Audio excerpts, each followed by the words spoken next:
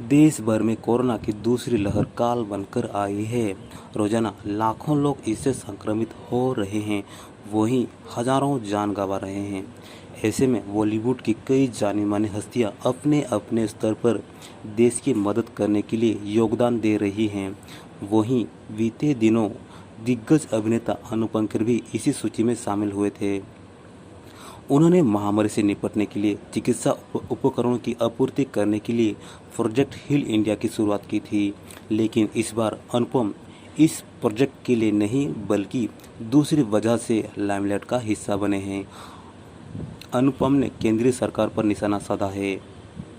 हाल ही में एक इंटरव्यू के दौरान अनुपम ने कहा कि इस महामारी की वजह से देश में जो हालात पैदा हो गए हैं, उसके लिए अब सरकार को जिम्मेदार ठहराना आवश्यक है और ऐसा करना अब वैध नजर आता है।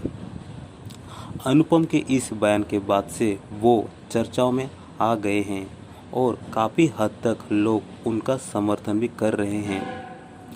इंटरव्यू के दौरान अनुपम कहते हैं, कोरोना की दूसरी लहर के बीच देश में जो कुछ हो रहा है उसके लिए सरकार को जिम्मेदार ठहराना जरूरी है।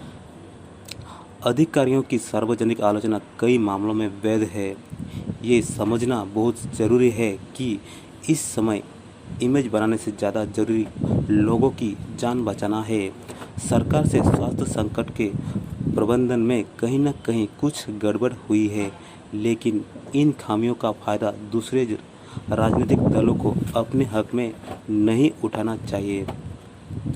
वहीं अनुपम से जब पूछा गया कि सरकार की कोशिश अभी राहत देने की बजाय खुद की इमेज और समझ को बनाने पर ज़्यादा है, तो इस पर वो कहते हैं, सरकार के लिए ज़रूरी है कि वो इस चुनौती का डटकर सामना करे और उन लोगों के लिए कुछ करे जिन्होंने उन्हें चुना है।